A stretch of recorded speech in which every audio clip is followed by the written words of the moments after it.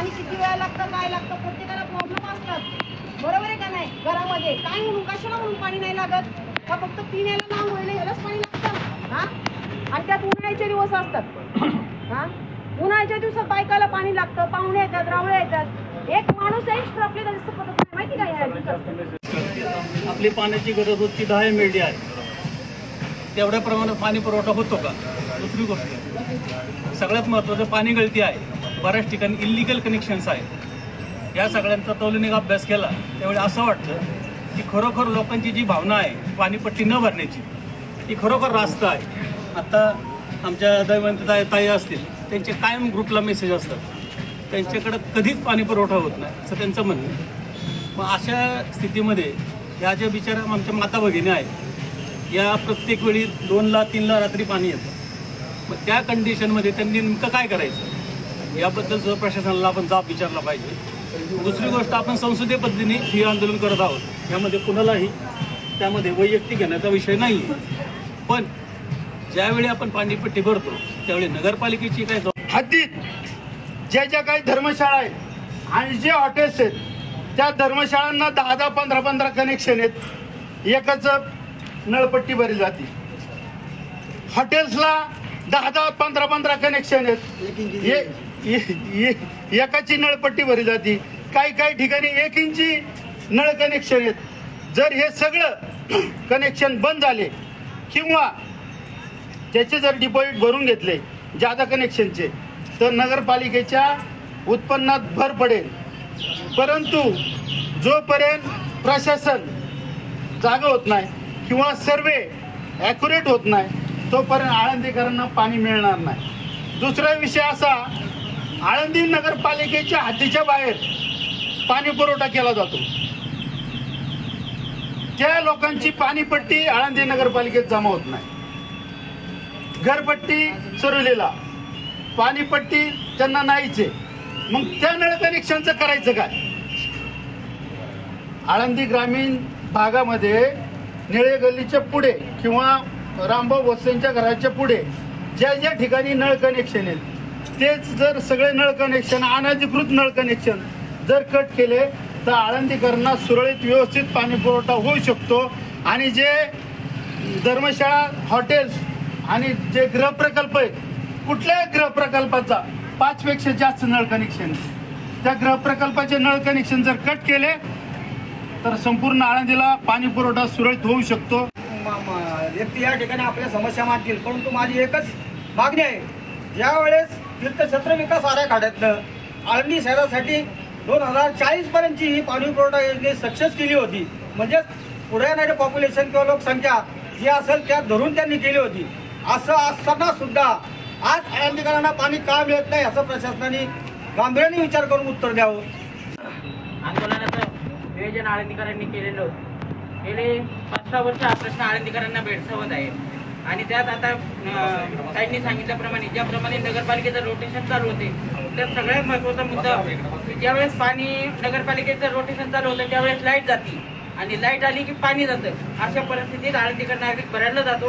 तेव्हा दोन्ही साहेबांनी या ठिकाणी हात जोडून पाया पडून विनंती आहे की तुम्ही तुमचं एकत्रीकरण व्यवस्थित चर्चा करून पाणी आणि लाईट याचं नियोजन करून जो त्रास होतो तो थोडा तरी कमी करावा अशी. म्हणजे पलीकडचा जो भाग आहे एकच, आता सगळ्यांना सगळे प्रॉब्लेम माहिती आहे, त्याची पुनरावृत्ती करण्यात काय अर्थ नाही. माझं एवढंच म्हणणं आहे की नदी पलीकडचा भाग हा पिंपरी चिंचवडमध्ये जाऊ द्या आणि आळंदी सेपरेट करा, म्हणजे हा प्रॉब्लेम कायमचा सुटेल. तसंच उत्तमरावने सांगितल्याप्रमाणे हे गृहप्रकल्प की चरवली हद्दीत पाणी दिलं जातं ग्रामपंचायत हद्दीत आणि पाणीपट्टी नाही, अशी कनेक्शन शोधलीच नाहीत अजूनपर्यंत. ते पाणी बंद केलं तरी आळंदीकरांचं भागेल. त्या दमयंतीत आहे प्रत्येक ग्रुपवर त्यांच्या आणि पोटतिडकीनीच्या समस्या मांडतात, त्याला काय कुणी उत्तरच देऊ शकत नाही. तर याचा सगळ्यांनी विचार करा प्रशासनाने आणि याच्यातून साहेब लवकरात लवकर तुम्ही मार्ग काढा. नुसतंच चर्चा नको. आता आमच्या सहनशक्तीचा आपण पण कोणी केलं त्यामध्ये जे एकूण टप्पे होते म्हणजे खेड भागामध्ये 9 टप्पे होते आणि हवेली भागामध्ये 5 टप्पे होते. त्यानंतरच्या कालावधीमध्ये जसं जसं रस्त्याचं आणि नवीन लाईनचं काम झालं त्यामध्ये नवीन लाईन टाकून नवीन कनेक्शन दिल्यामुळं टप्पे वाढले गेले. तर ते एकूण टप्पे असे आहेत की हवेली भागामध्ये 17 आणि खेड भागामध्ये 17 असे एकूण 34 टप्पे हे झालेले आहेत. 14 टप्प्यांचे आपल्याकडे 34 टप्पे झाल्यामुळं मधल्या 2 वर्षाच्या कालावधीमध्ये जे आपल्याला 1 दिवसाआड पाणी पुरवठा व्हायचा तो आता 3 ते 4 दिवसावरती गेलेला आहे. मागच्या महिन्यामध्ये आपल्या सर्वांच्या उपस्थित व माननीय आमदार महोदयांच्या अध्यक्षतेखाली जी बैठक झाली त्याच्यामध्ये जी चर्चा झाली होती व निर्णय झाला होता की हवेली आणि खेड भाग हा स्वतंत्र करून लाईन टाकण्यात यावी. तर त्या संदर्भात 13 मार्चला आपण MGPकडे त्याचं इस्टिमेट TS साठी पाठवलं. 25 मार्चला आपण TSचा त्यांचा चेक भरला आणि 27 मार्चला आपल्याला त्यांच्याकडून TS प्राप्त झालं. त्याच दिवशी 27 मार्चला आपण ते प्रशासकीय मान्यतेसाठी पाठवलेलं आहे. त्याच्यामधली त्रुटीची पूर्तता आम्ही शुक्रवारीच केलेली आहे. त्याच्यामुळे येत्या 2 दिवसांमध्ये आम्हाला त्या लाईन सेपरेशनचं प्रशासकीय मान्यता मिळेल. प्रशासकीय मान्यता मिळाल्यानंतर कमीत कमी कालावधीचा जो आम्हाला निविदा प्रक्रिया राबवावी लागते तो कालावधी आम्ही त्या ठिकाणी ठेवू आणि निविदा प्रक्रिया पूर्ण झाल्यानंतर साधारणतः 15 ते 20 दिवस हे लाईन सेपरेशनचं काम पूर्ण होण्यासाठी लागतात.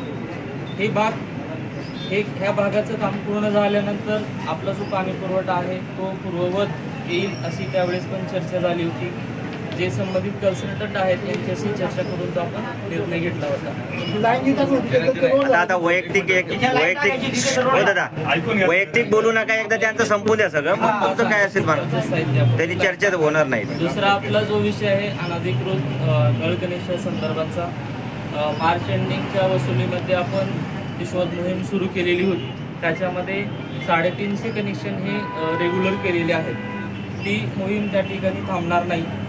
मनुष्यबळ विचारात घेता आपण त्याची स्वतंत्र सर्वे करणार आहोत. स्वतंत्र एजन्सी नेमून पूर्णपणे निष्पक्षपातपणे कुठलाही दुजाभाव न करता आपण ते सर्वेचं काम पूर्ण करून जेवढे काही अनधिकृतची संख्या आहे ती पूर्णपणे आपण रेग्युलर करून घ्यावं. त्याच्यानंतर आपण दुसरा जो मुद्दा उपस्थित केला की चरोली गाव आणि दुसऱ्या गावामध्ये पण आपल्या आळंदी कोट्यातलं पाणी दिलं गेलेलं आहे. तर संबंधित गावाचे सरपंच आणि ग्रामसेवकांना पत्र दिलेलं आहे की आपल्या नागरिकांची आपण स्वतंत्रता व्यवस्था करावी. येणाऱ्या काळामध्ये आपण ते पाणी बंद करण्याचा निर्णय घेऊ.